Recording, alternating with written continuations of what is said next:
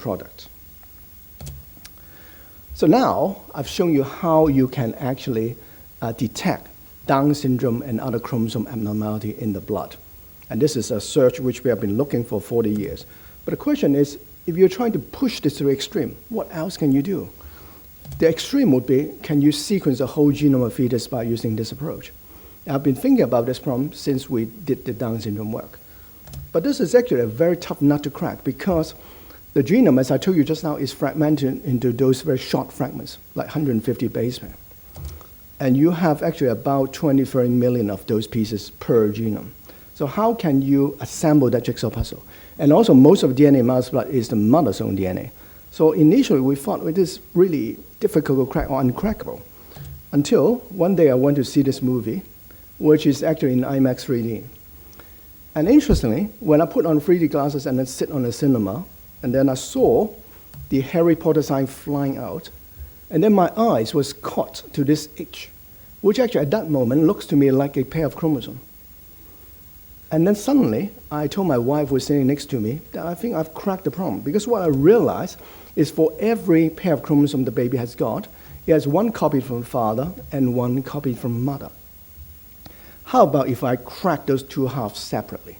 So what I mean is this. So imagine, let's say this photograph is a father's genome, and this is a mother's genome. And then a baby will have one half from father and one half from mother. And now you go into mother's blood, and there's a lot of mother's genome floating around, and you're trying to hunt for the fetal genome. So now we want to do this in two parts. So first, to crack the father half first, okay? So what you do is that you compare the father's genome with the mother's genome, and then you try to find things which is present in the father's side, but absent in the mother's side, but which is easy to find, like the flower. And then you go into mother's blood, and then you hunt for a flower. So every time you find a flower, you crack a little bit of the father's genome. If you have enough of those flowers, you zip them together, you crack the father's half. So how about the mother's side? Now, mother's side is more difficult because the baby's genome is swimming in this ocean of the mother's genome. So anything the mother gives the baby, the mother will have it herself. So let's say your mother gives a flower to a baby, the mother also have that flower. So you cannot use the same trick. So instead, we have to do something cleverer. So what I do is that in the mother's genome, the left-hand half and the right-hand half should be present at a ratio 1:1. So now imagine if the mother passes the right-hand half to the baby, and then baby releases it back into mother's blood. So inside mother's blood, there should be more right-hand half compared with left-hand half. So basically what you do is that you go into mother's blood, and then you count the number of halves. The half which is in excess is the half inherited by the baby. But of course, to do it for two halves is easy, but to do it for millions of pieces is pretty tough. But anyway, we tried to do it. So we recruited a couple who were both carriers for a type of genetic anemia, which is common in Hong Kong, called beta thalassemia. And the mother is 12 weeks pregnant, and take the mother's blood, and then do the DNA sequencing. So the father carries one mutation. This is like a flower, and the mother's carry a non-mutation. Now to show you how difficult this project is, for the Down syndrome test, you sequence 10 million molecules, and you have a test which is 99.5% accurate. But for this one, we have to actually sequence 4 billion DNA molecules. So now we did this project, it actually cost 1.6 million Hong Kong dollars to do this one case. This is like covering your genome 65 times. But in the end, this is the result. So it's called circus plot because the chromosome is plotted in circle like that. And then the blue signal is the baby signal, and the red signal is the mother signal. So you can see basically the whole fetal gene is present in the mother's blood. And then, by having this in our computer, we can then actually look at any region. So the beta thalassemia gene is on chromosome 11, so you can zoom in, and lo and behold, we can find the baby is a carrier of beta thalassemia. So basically, you can actually generalize this to do anything you want. So now this work was published in Science Translational Medicine, and actually they chose it to be on the cover. And then a few months later, there were two papers confirming the data from the US. And then also more recently, there's also a paper from China. So now, of course, you can imagine with a technology like that, it opens a lot of ethical questions. And what are some of those questions? Now, one question is this. The core reason for existence of this technology, it is pretty easy and safe, right? You just take a blood sample from a mother, and you can tell if the baby is healthy or not. So some people is worried that if it's so easy and safe, maybe somehow you encourage more pregnant women to do prenatal testing than they would otherwise be. So if that's the case, they're worried that somehow you might increase abortion rate, or they're also worried that maybe it's a sort of discrimination for people with genetic diseases. But of course, I have to say that the reason why we introduced this technology is actually to save the baby who would be harmed. And actually, most of the babies who are harmed would be the normal babies, not the baby with genetic disorders. And of course, about the bit about discrimination, etc., this will all have to end up with education of public, that we have to look after those people, not to discriminate against them. Now, another issue is this technology is pretty expensive. I mean, it may not be necessary to the $1.6 million I talk about, but still, commercially now, for Down syndrome test, you are talking about thousands of Hong Kong dollars. So the question is, who is going to pay for all that? Now, and actually, we actually look at the early adopter of this technology in Hong Kong, and actually we find that most of them have actually got a bachelor or even master degree, and about close to 70% of them has a monthly household income of 50,000 Hong Kong dollars. Seems at the moment it's still generally used by people who are better off because it's still quite expensive. It's because of this reason that we're actually trying to persuade the government to actually fund this, and hopefully that will become a reality soon. Now, another thing that people worry about is that with the increased commercialization of this field, maybe some company will decide to directly market this to the customer, bypassing the doctors. So as a result, maybe some people will decide to use it for non-medical reasons. Now, for example, you search on internet, you can see actually some people use this to detect the sex of a baby. Like this thing called Pink or Blue is an early gender test. And they actually talk about the science is proven, and even cite my Lancet paper there.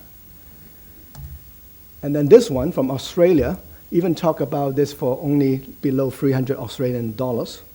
And it's quite interesting. They talk about this thing is based on a sound scientific basis. It's not in any way associated with astrology, birth chart, or urine gender test, which is quite incredible. You know? Imagine the sort of people that they're targeting this sort of technology. But sadly, there are also some companies in Hong Kong which is offering that, and some people, and of course, ultimately, I actually hope that the Hong Kong government will introduce legislation to actually control against this, because I don't like this technology being used in this sort of discriminatory way. And then, of course, you can look at that. Some people even use this for paternity testing to see who is the real father of a particular pregnant woman. For example, like this toll-free number, "Are you my dad?"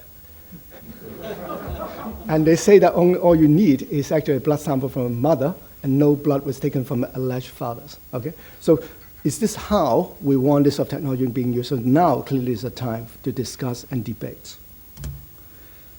And also, some people have looked at our fetal genome sequencing project. Now, for example, the genome have got 20,000 genes.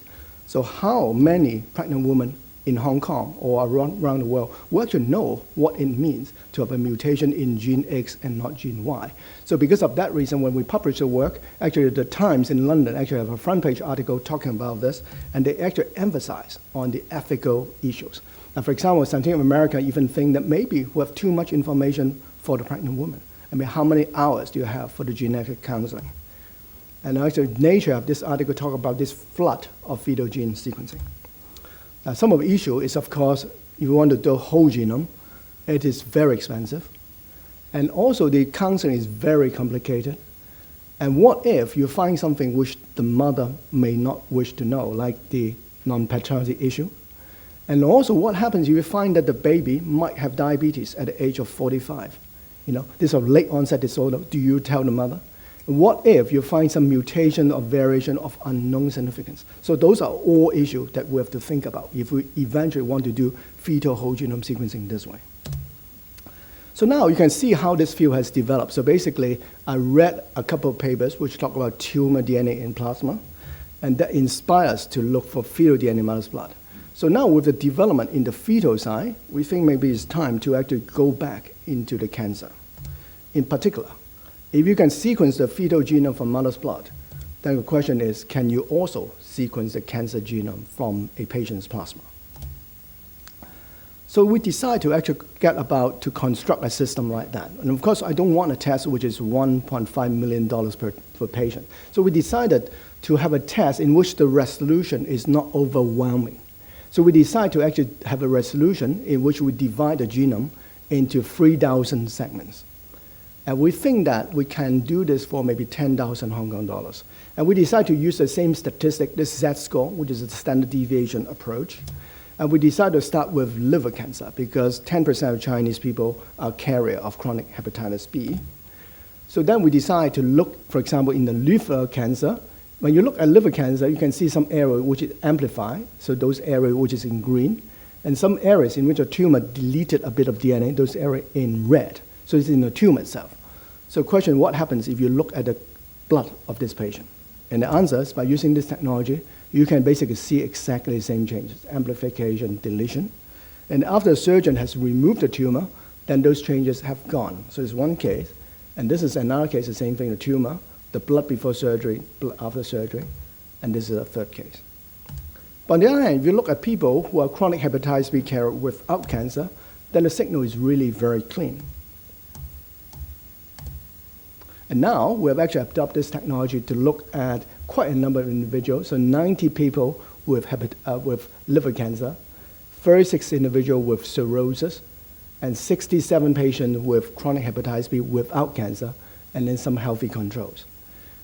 And then this is the result. So basically, the gray color is the normal color. The red and green are abnormal colors. So you can see that basically our test is positive in 84% of liver cancer patients. And actually, every single one of those are resectable. That means this test can be used for early detection of liver cancer. And 22% of people with cirrhosis, and cirrhosis is pre-malignant. And then 4% of people with chronic hepatitis B, and 0% of healthy control.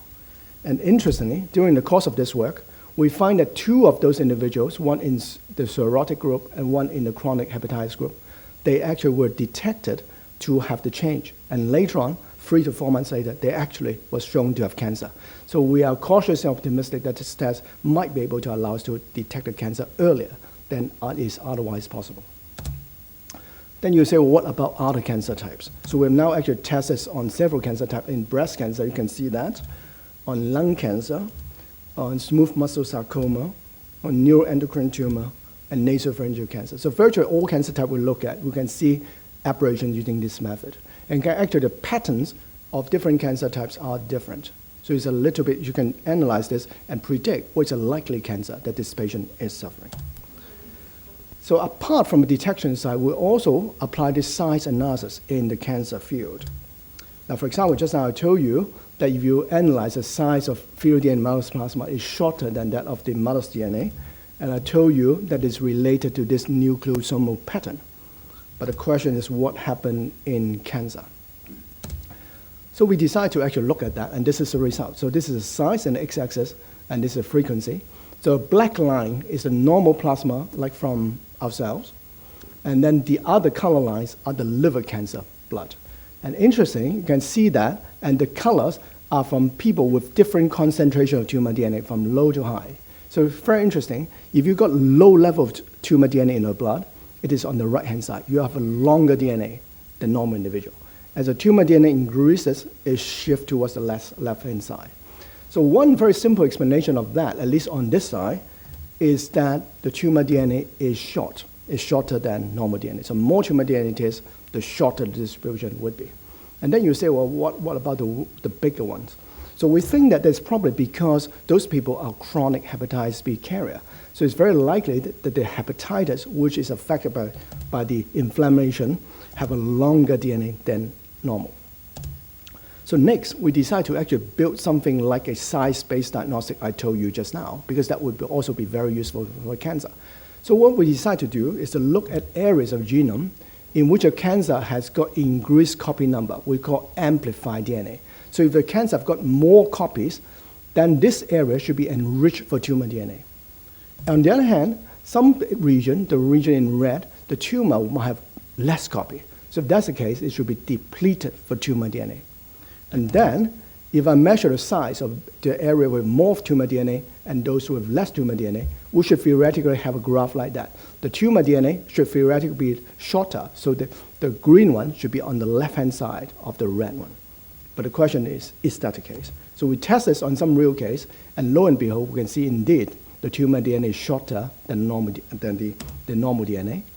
And then I can change the graph into a cumulative frequency graph, and that is to ask you what percentage of DNA sequence is less than, for example, 200 base pair, which is about 80%. And then the shorter your distribution is, the quicker the graph will go up, right? And then I can measure the delta, the difference between the two graphs. I call it delta S, the difference in size. And interestingly, when you plot the delta S, actually it has a maximum discrimination value at 166 base pair, which is the size of a nucleosome. So now we've actually done this delta S analysis on many cases. We find that the higher is the tumor DNA concentration in the blood, the bigger is the delta S. And the gray signal is in healthy individuals. So now, basically, by using this delta S, we have a new way to detect cancer, which is based on size. So in conclusion, basically, what we have is I've shown you that the phenomenon of tumor DNA in blood and that of fetal DNA in mouse plasma are basically parallel phenomena. They're basically the two sides of the same coin and mirror image from each other. And also, things that we develop in one situation, like a Down syndrome test, can be applied to a liver cancer test and vice versa. And for example, the concentration is very similar. We're talking about maybe 5% of DNA. We can use it to detect the copy number increase, like trisomy 21 or deletion of some genes. And the size profile is surprisingly the same. And interestingly, I don't have time to talk about the other characteristics. They're also very similar, like the RNA expression.